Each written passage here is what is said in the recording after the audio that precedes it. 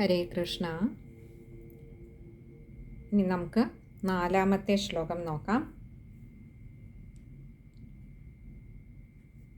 കുമാര ഊജുഹു ശൃണു നാരദ വക്ഷ്യാമോ വിനമ്രായ വിവേകിനെ ഗംഗാദ്വാര സമീപേ തു തടമാനന്ദനാമകം.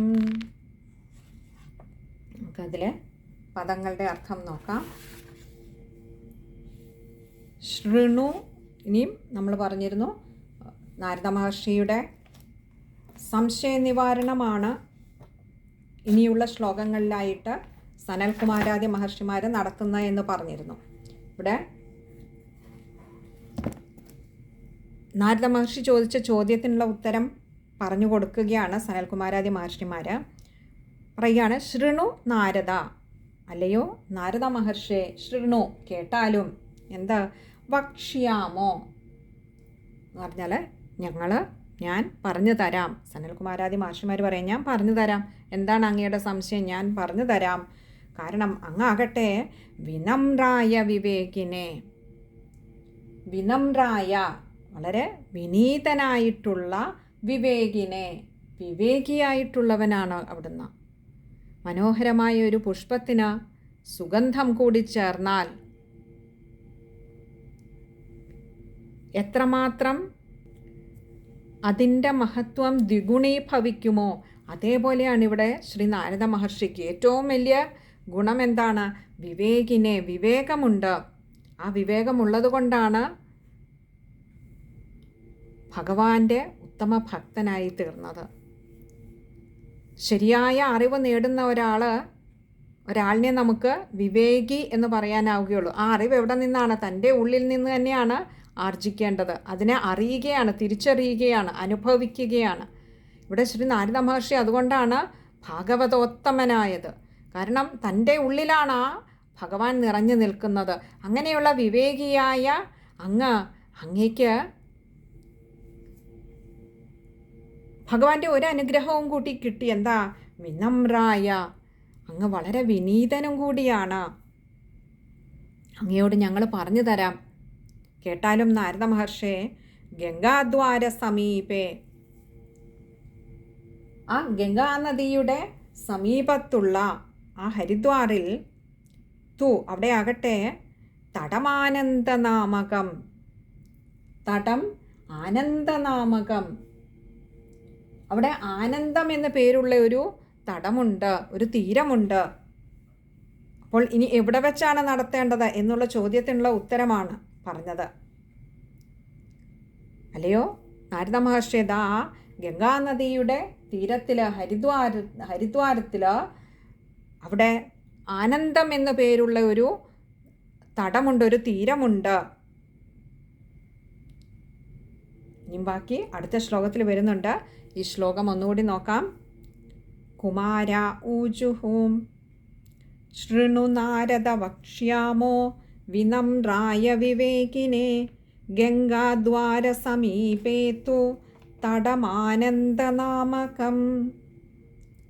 ഇനി ആ ശ്ലോകം വായിക്കുമ്പോൾ ശ്രദ്ധിക്കേണ്ട കാര്യങ്ങൾ, എളുപ്പമുള്ള ഒരു ശ്ലോകമാണ്. അതിൽ അവസാനത്തെ വാക്ക് തടമാനന്ദനാമകം, അവിടെ ആനന്ദനാമകം എന്നുള്ളത് ശ്രദ്ധിച്ച് വായിക്കുക. മായ്ക്ക് അകാരം നീട്ടിയെടുത്ത് വായിക്കുക, അല്ലെങ്കിൽ തടമാനന്ദയാവുമല്ല, തടമാനന്ദനാമകമാണ്. അത് ശ്രദ്ധിക്കുക. അടുത്ത നമുക്ക് 5-ാമത്തെ ശ്ലോകം നോക്കാം.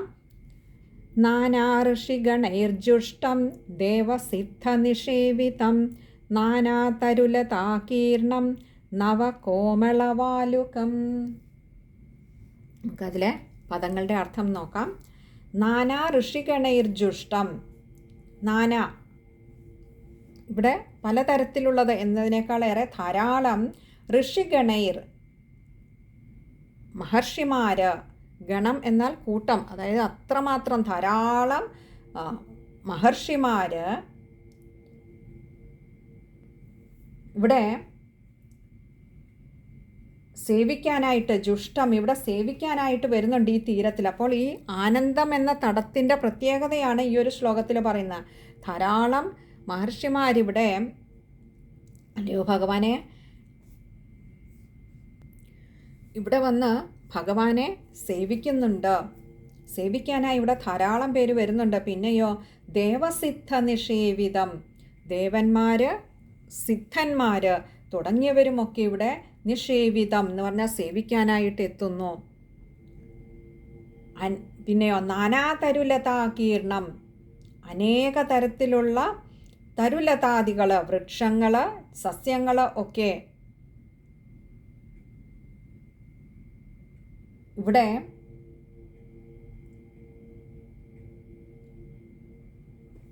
ആകീർണം എന്ന് പറഞ്ഞാൽ വ്യാപിച്ചിരിക്കുന്നു എന്ന് പറഞ്ഞാൽ ധാരാളം ഇവിടെ വൃക്ഷലതാദികൾ നിറഞ്ഞു നിൽക്കുന്നു. അവരെന്തുകൊണ്ടാണ് അവിടെ വൃക്ഷലതാദികൾ അങ്ങനെ സമ്പുഷ്ടമായി നിൽക്കുന്നതെന്ന് വെച്ചാൽ ഈ പുണ്യാത്മാക്കൾ ഇവിടെ വന്ന് ഭഗവാന്റെ കഥകൾ സേവിക്കുമ്പോൾ, ഭഗവാനെ സേവിക്കുമ്പോൾ ആ ഒരു പുണ്യഭൂമിയിൽ നിൽക്കാൻ വൃക്ഷലതാദികൾ പോലും കൊതിക്കുന്നു. സുഗന്ധമുള്ള ഒരു വസ്തു എവിടെ കൊണ്ടുവച്ചാലും അതിൽ നിന്ന് സുഗന്ധം വ്യാപിക്കുന്നതുപോലെ മഹാത്മാക്കളായിട്ടുള്ള മഹർഷിമാരിവിടെ വന്ന് സേവിക്കുന്നതിലൂടെ, സിദ്ധന്മാരും ദേവന്മാരുമൊക്കെ ഇവിടെ വന്ന് സേവിക്കുന്നതിലൂടെ അവരിൽ നിന്നും ആ ഒരു ഭഗവാന്റെ മാഹാത്മ്യം ആ അന്തരീക്ഷമാകെ നിറഞ്ഞു നിൽക്കുന്നത് കൊണ്ട് തന്നെ അവിടെ വൃക്ഷലതാദികൾ കൂടുതലായി അങ്ങനെ തഴച്ചു വളരുന്നു, നിറഞ്ഞു നിൽക്കുന്നു. പിന്നെയോ നവകോമളവാലുകം, വളരെ പുതിയതും കോമളം, നവം എന്ന് പറഞ്ഞാൽ പുതിയത്, കോമളം മനോഹരമായിട്ടുള്ളത്, വാലുകം എന്ന് പറഞ്ഞാൽ മണൽത്തിട്ടകൾ. അപ്പോൾ പുതിയതും മനോഹരവുമായിട്ടുള്ള മണൽത്തിട്ടകൾ ഇവിടെ രൂപപ്പെട്ടിരിക്കുന്നു. അവയൊക്കെ എന്തിനാണ് അങ്ങനെ പൊങ്ങി വരുന്നത്? ഈ മുനിമാരുടെയും ദേവന്മാരുടെയും സിദ്ധന്മാരുടെയും ആ ഭഗവത് സേവയിൽ, ഭഗവാനെ സേവിക്കാനെത്തുന്ന അവരുടെ ആ ഒരു മഹത്വം കൊണ്ട് ഈ ഭൂമിയാകെ പുഷ്ടിപ്പെട്ട് നിൽക്കുന്നു. ഭൂമിദേവി അത്യന്തം സന്തുഷ്ടയായി നിൽക്കുന്ന ഒരു തീരമാണ് ഈ ആനന്ദം എന്ന് പറയുന്ന തടം.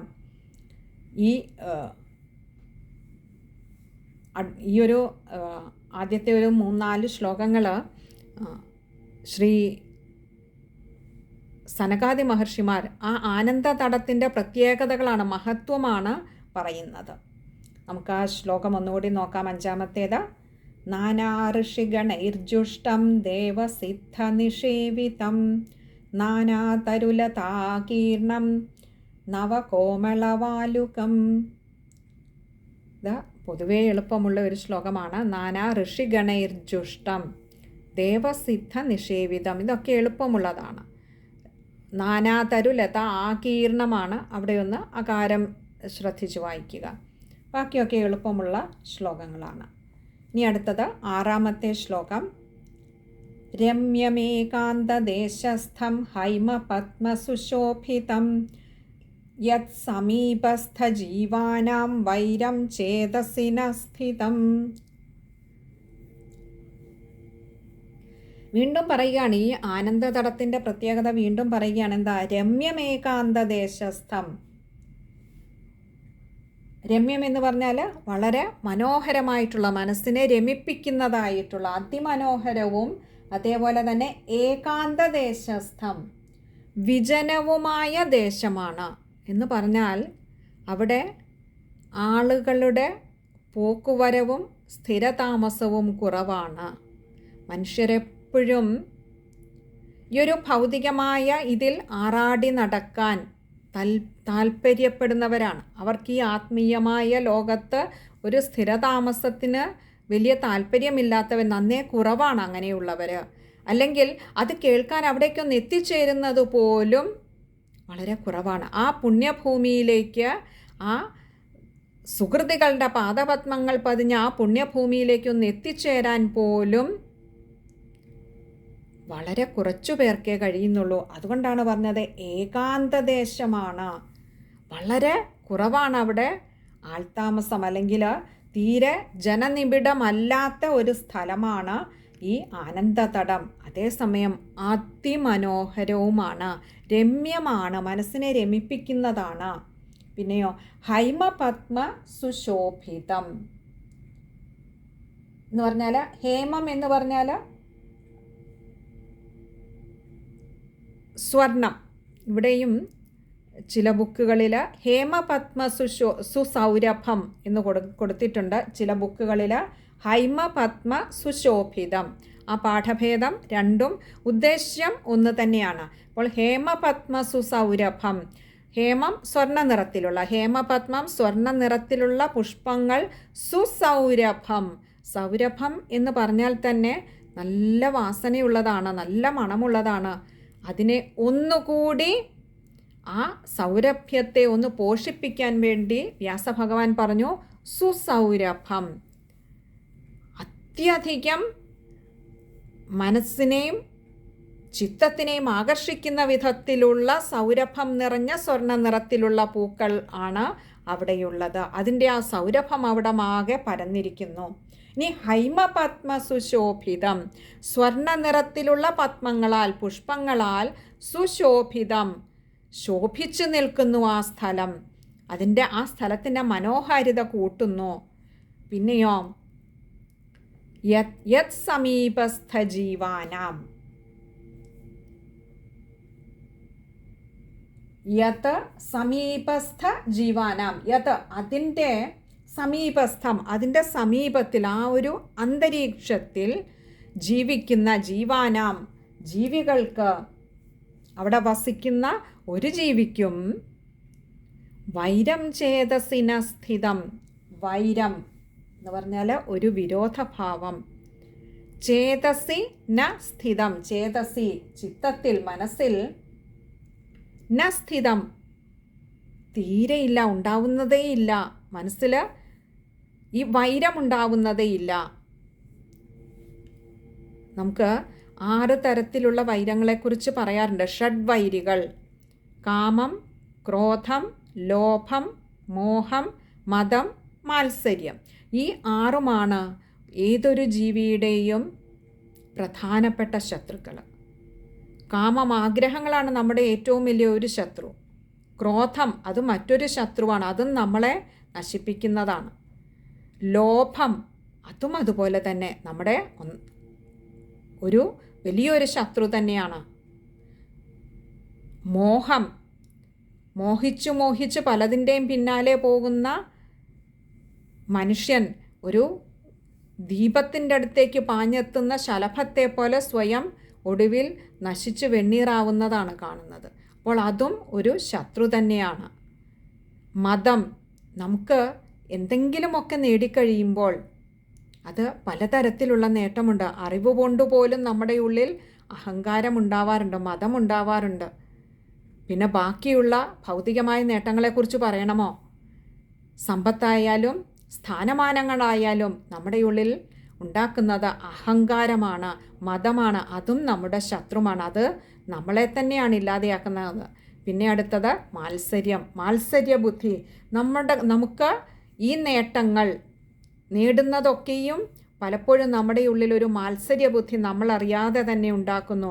അറിവ് പോലും, അവിടെയും ഒരു മാത്സര്യം നമുക്ക് പലപ്പോഴും കാണാം.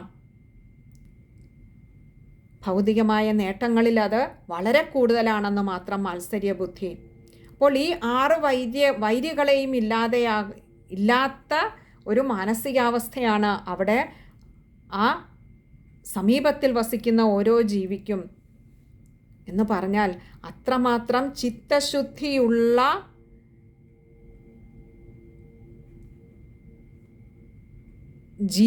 ജീവികൾ വസിക്കുന്ന ഒരിടമാണ് ഈ ആനന്ദം എന്ന് പറയുന്ന തടം. അത്രമാത്രം പരിശുദ്ധമാണ്. യാതൊരു തരത്തിലുള്ള കളങ്കവും ആ ദേശത്തെ ബാധിക്കുന്നില്ല എന്നർത്ഥം. അപ്പോൾ തങ്ങൾ നിർദ്ദേശിച്ച, ആ സനൽകുമാരാദി മഹർഷിമാർ നിർദ്ദേശിച്ച ആനന്ദമെന്ന തടത്തിൻ്റെ പ്രത്യേകത, ഏറ്റവും വലിയ പ്രത്യേകത ഇത് തന്നെയാണ്. യാതൊരു തരത്തിലുള്ള ദോഷങ്ങളും ആ ഭൂമിയെ, ആ തടത്തെ ബാധിച്ചിട്ടില്ല. അവിടെ ജീവിക്കുന്ന ഓരോ ജീവിയുടെയും ചിത്തം കണ്ണാടി പോലെ ശുദ്ധമാണ്, തെളിഞ്ഞതാണ്. യാതൊരു തരത്തിലുള്ള രജസ്സും പൊടിയും അതിൽ, ദോഷവും അതിൽ വ്യാപിച്ചിട്ടില്ല. ഇനി നമുക്ക് ആ ശ്ലോകം ഒന്നുകൂടി നോക്കാം.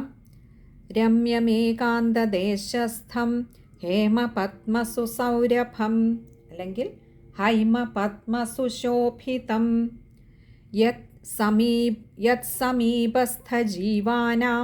വൈരം ചേതസി ന സ്ഥിതം. അവിടെ പൊതുവെ എളുപ്പമുള്ളതാണ്, എന്നിരുന്നാലും വായിക്കുമ്പോൾ ശ്രദ്ധിക്കേണ്ടത് യത് സമീപസ്ഥജീവാനാം, അതൊക്കെ ചേർത്ത് തന്നെ വായിക്കുക. അതുപോലെ രമ്യമേകാന്തദേശസ്ഥം, രമ്യം ഏകാന്തദേശസ്ഥമാണ്, അതും വായിക്കുമ്പോൾ ശ്രദ്ധിക്കുക. ഒരു ശ്ലോകം കൂടി എടുക്കാമെന്ന് കരുതുന്നു.